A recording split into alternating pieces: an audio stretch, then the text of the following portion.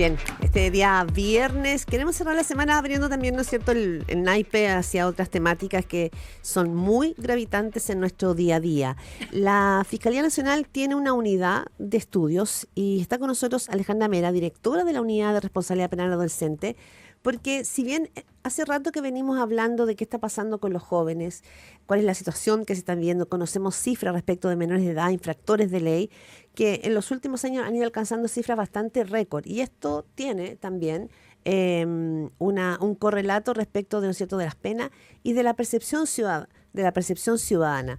Bienvenida, Alejandra, muchas gracias. Acércate un cachito hacia acá. Eso. Hola, Alejandra. Hola, buen día. Buenos días. ¿Qué tal? Muy bien, ¿ustedes? Muy bien, también, gracias. Han sido días los últimos, así, si miramos solo la última semana, muy complicados precisamente para los menores de edad. El caso, voy a nombrar solamente dos casos últimos, el asesinato de un ciudadano francés en Chicureo, cuando lo asaltan, participaron y de los detenidos hay 3 menores de edad, sí, 2 de 16 y 1 de 17. Y el cuarto tiene 18, o sea, tampoco es que sea muy mayor.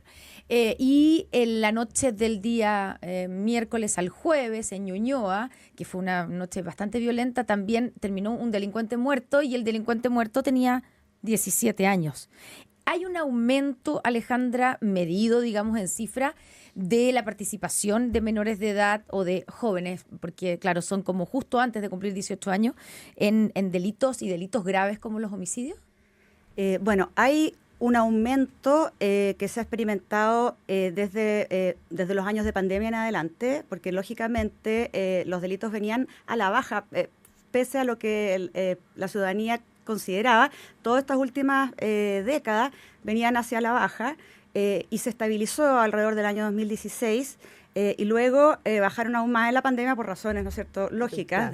Todos guardados. Pero el año 2022 experimentó un alza muy grande y en la totalidad de los delitos que cometen los adolescentes, porque dentro del grupo de delitos que los adolescentes cometen, la mayoría, yo te diría alrededor del 80%, son delitos de mediana o menor gravedad, asociados a hurtos, lesiones, robo, claro, muchas lesiones, muchas amenazas, cosas de ese tipo, pero y alrededor del 20% son delitos más graves, ¿ya?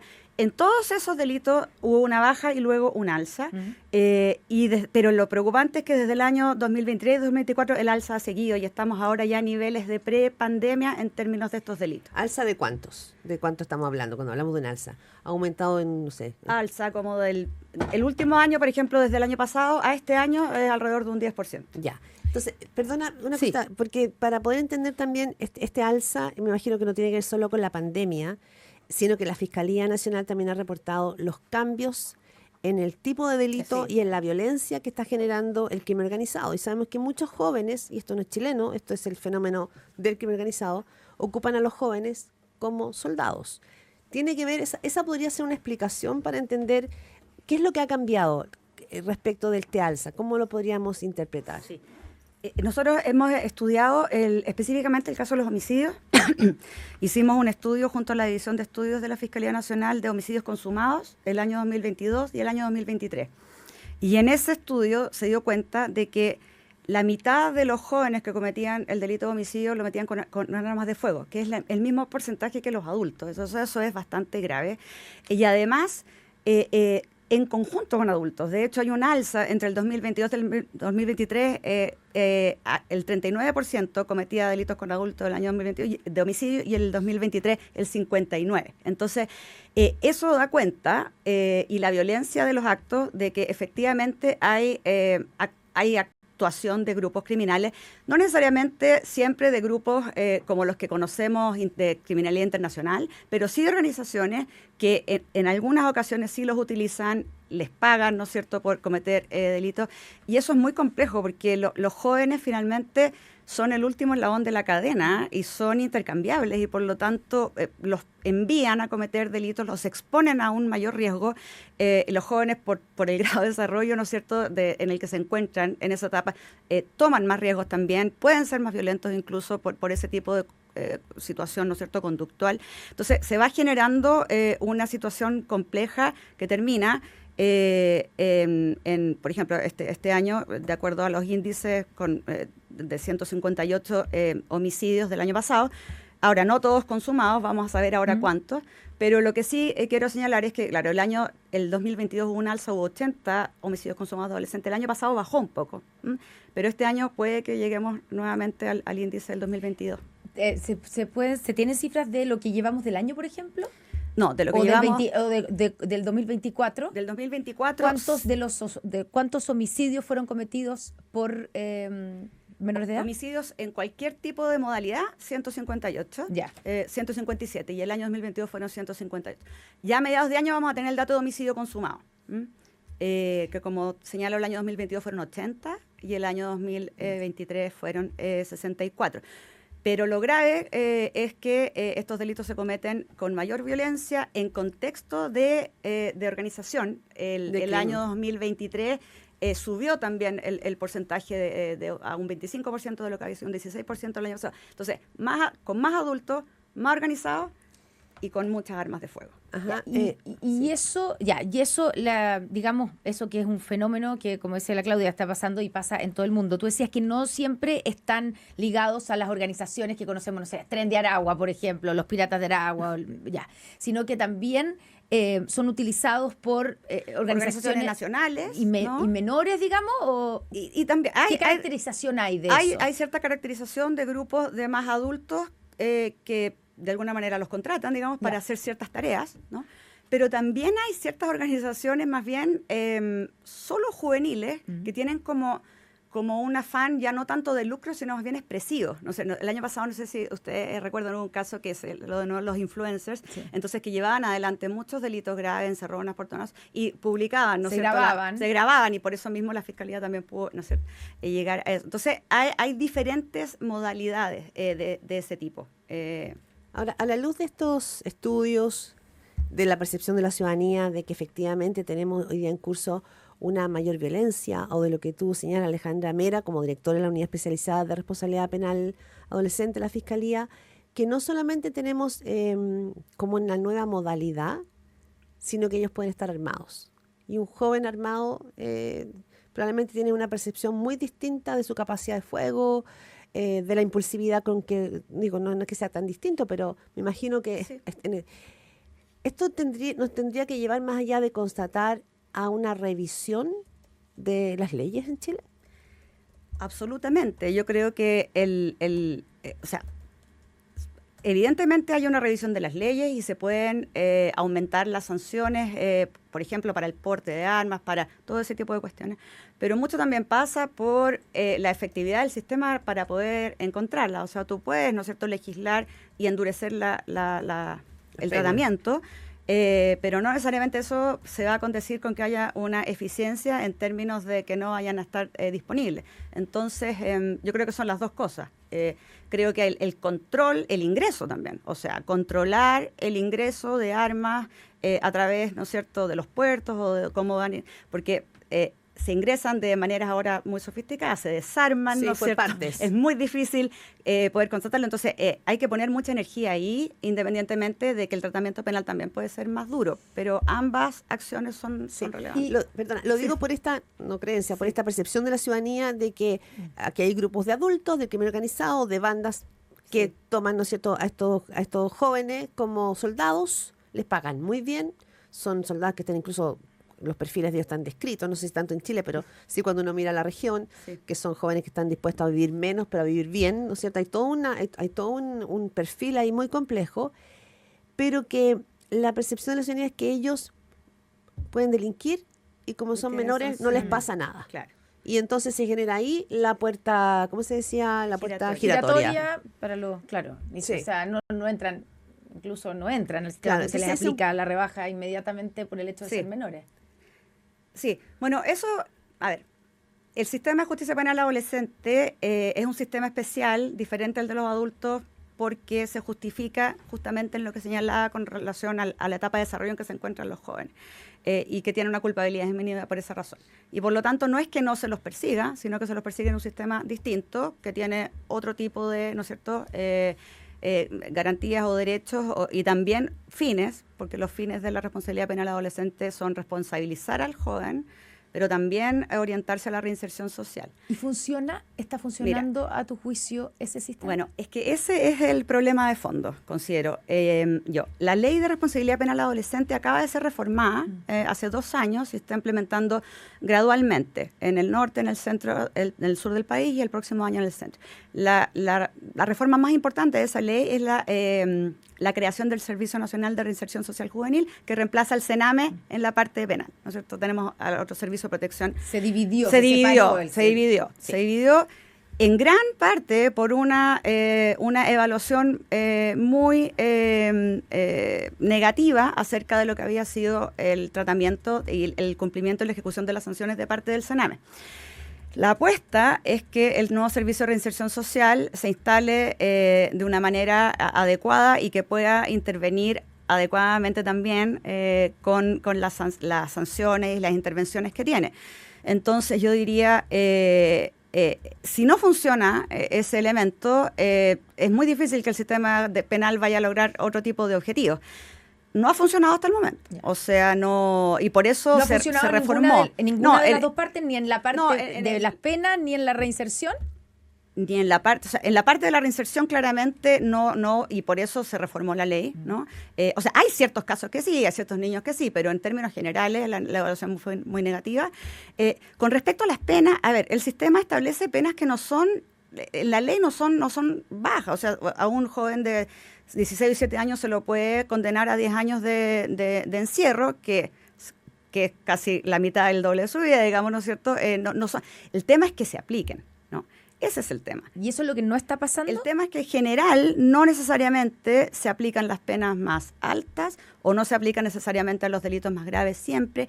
O luego, cuando se están ejecutando y se quebrantan, los jóvenes no cumplen con el plan, por ejemplo, de intervención, no se revoca o se sustituyen tempranamente. Entonces, yo diría que hay que poner el acento en hacer que el sistema funcione y sea proporcional a la gravedad del daño. O sea, en el sistema de justicia penal adolescente, la privación de libertad debe ser el último recurso, pero incluso las reglas de Beijing, ¿no es cierto?, de interpretación de la Convención de Derechos del Niño establece que en casos graves, de grave afectación a la víctima o de reiteración de delitos, se justifica la privación de libertad. ¿Ya? Pero en el caso de, por ejemplo, el caso que daba Connie al comienzo, en el caso de lo que sucedió trágica y brutalmente en Chicureo con este ciudadano francés que quiso defender a su familia y de los cuales 3 eran menores de edad y un mayor de edad con antecedentes, pero de 18 años, digamos. Sí. O sea, que tenía una carrera delictual. Solo quiero poner un detalle que es bien... en este caso, primero mataron a esta persona, lo acuchillaron, y una vez muerto empezaron a robar, para entender, digamos, la brutalidad que ocurrió ahí. Amarraron a la familia completa con el papá, con el dueño de casa, muerto ahí. Los amarraron y después empezaron a robar. Ya. Entonces, para entender, digamos, esa brutalidad. Y entonces tú señalas, Alejandra, y dices, bueno, hay que ajustar finalmente aquí las penas. ¿Qué pena tiene que tener algo así, una situación de ese nivel? O sea, estos jóvenes están en internación provisoria en este momento y la sanción que establece para ese tipo de casos nuestra legislación, y es la que evidentemente la Fiscalía va a sostener, son 10 años de privación de libertad. Esa es la pena máxima. Esa es la pena máxima para jóvenes de 16 y 17 años. Para jóvenes de 14 y 15 años es un poco menor. Esa es la pena máxima. Es una pena que está más o menos, se condice con todas las sanciones a nivel de la región. Por ejemplo, el único país que tiene una pena más alta de privación de libertad hasta ahora en América Latina es Costa Rica, pero Costa Rica la ocupa para casos muy, muy, muy puntuales. Entonces, 10 años, bueno, uno puede considerar es poco, es mucho, pueden ser 15, pero lo importante es lo que ocurre en ese momento, que se imponga, ¿no? Que si se quebranta eventualmente, ¿no es cierto?, se agrave y que se cumpla efectivamente, ¿no? Ya, pero entonces, a tu juicio, Alejandra, las voces que aparecen, que aparecen siempre cada vez que hay casos Sí. dramáticos como esto, que piden endurecer las penas para menores que cometen delitos graves. Estoy leyendo, no sé, Arturo Longton, diputado Longton, dice que se ríen del sistema penal, perdón, Andrés Longton, siempre lo confundo con el hermano del reality. Ya, pide que se duplique y dice, hoy día los menores se ríen del sistema y él está diciendo, es necesaria la discusión de un proyecto de ley que duplique la pena máxima a 10 años por delitos graves como homicidio, violación con homicidio. Bueno, y eliminando la rebaja automática de penas para los jóvenes de 16 años o más. Pero eso ya ocurre. O sea, ¿no sería a tu juicio necesario volver a modificar la ley para aumentar las penas? O sea, actualmente se está discutiendo un proyecto de ley justamente del diputado en el que plantea subir las penas, pero no al doble, sino que a un rango un poco menor. No, o sea, lo que existe ahora son los 10 años máximos. Se puede discutir eventualmente subir el rango. Lo que estoy planteando es que además de subir el rango o en vez de subir el rango o lo que sea, lo que hay que hacer es fortalecer el tratamiento de la reiteración y endurecer la sanción y asegurarse de que estas penas se cumplan. Porque tenemos también, hablamos esta mañana, con Alejandra Amera, director de la Unidad de Responsabilidad Penal Adolescente de la Fiscalía Nacional, porque nos encontramos, y la ciudadanía con esto yo creo que se indigna mucho, con que decimos, joven de 16 años con un amplio prontuario. O sea, estamos hablando de carreras delictuales que parten mucho menores, 13. ¿no es cierto? 13 años. Sí. No, hemos visto en portonazos jóvenes que manejan a los 13 años. Entonces, ¿a eso te refieres, Alejandra? Es decir, que si tenemos historiales de personas que van recayendo, desde allí se comience con sanciones que son más, que hay que asegurarse que se cumplan. Sí, y justamente una de las reformas de la ley de la que se está implementando actualmente busca eso, porque antes había un sistema en que se les imponían sanciones muy pequeñas, consecutivas, y no se podía lograr nada o se incumplían. La nueva ley, que es acertado, establece un modelo de pena única, que el joven va cometiendo delito y se le va unificando a una pena mayor y mayor y mayor con una misma intervención. Entonces, de todas maneras, pero también es verdad, también hay que asegurar que si es que es un solo evento, y aunque no tenga una trayectoria delictual, que es grave, también debe imponerse una sanción la más gravosa, no tiene por qué ser incremental. Se ha tendido también a estimar a veces por la jurisprudencia que esto es incremental, pero eso no es así. O sea, ante situaciones tan graves como las que ocurrieron con el asesinato del ciudadano francés, no debiera ser una consideración, sino, o sea, hay una proporcionalidad con respecto a la gravedad y al daño de las víctimas que hay que considerar, independientemente de que sea un adolescente el que comete el delito. Ya, y ahí es donde aparecen estas voces de que en el fondo no debieran tener los adolescentes o los menores de edad, entre comillas, privilegios cuando cometen delitos tan graves. Claro. Condenas normales de adultos para 17 y 18 años ayudaría en algo, considerando que hoy día los menores de edad saben que sus penas van a ser menores. No, generalmente la criminología establece que no es una consideración al momento de cometer el delito el rango de penalidad. O sea, que no está considerado. No es lo más considerado. O sea, el menor de edad no está pensando cuando comete el delito que no va a tener una pena muy dura porque es menor de edad. O me voy a inhibir porque la pena es una pena dura. Un poquito más alta, ¿no? O sea, no es el factor más relevante, ¿no? El factor más relevante es estar cooptado por la organización, es que la organización te ofrezca una remuneración que jamás vas a poder obtener en el sistema, ¿no es cierto?, de trabajo normal, legal, porque además muchos de estos jóvenes están desescolarizados, ¿no es cierto?, y no tienen... Entonces, es importante, o sea, conjugar la proporcionalidad de la gravedad, estoy completamente de acuerdo, pero también si no se interviene en la organización, las organizaciones criminales, lo que siempre se dice, o sea, puedes tú encarcelar a algunos, pero si no sigues la ruta del dinero, nunca vas a poder terminar con el problema. En ese contexto, los jóvenes son, y como señalaba anteriormente, son el último eslabón de esa cadena y por lo tanto son intercambiables. Entonces, puede ser uno, puede ser otro, entonces que tenga más pena o no, que tengan muchas mayores penas, tampoco va a inhibir a la organización de decir no los voy a utilizar. No, porque no tiene ningún efecto para ellos. Sale uno, no invierten, y viene otro. Por ejemplo. Claro, entonces es muy complejo. Hay que endurecer absolutamente, creo yo también, el trato que se le da al adulto que utiliza o son niños. Existen agravantes, el artículo 72, pero es un agravante que eventualmente se puede compensar con una atenuante, ¿no? Entonces, yo endurecería también ese trato. Sí, el tema, pucha, el tiempo voló, pero solo que más una reflexión, pero Alejandra, tú estás ahí, ¿no? Sí. Quizás también en todo esto tenemos que ver algo que nos vemos, y que es que la cultura narco y la cultura del dinero entró, insisto, como cultura en la mentalidad de una generación que vive, como tú dices, más en las calles, sin reinserción escolar, que se siente, digamos, y que se ha generado un verdadero gusto, ¿no?, por las marcas. Entonces, hay también acá un estímulo que va por los bordes y que es difícil de romper. Es muy difícil que el sistema social, ¿no es cierto?, hegemónico, por decirlo así, pueda permear o pueda combatir muchas veces esas realidades. Ahora, eso no significa que cuando los delitos se cometen, y se cometen delitos graves, hay que responsabilizar, ¿no es cierto? Pero una adecuada tratamiento no tiene que dejar de ver eso, tiene que enfocarse también en la prevención. No es la tarea de la Fiscalía, pero todo el sistema de prevención tiene que...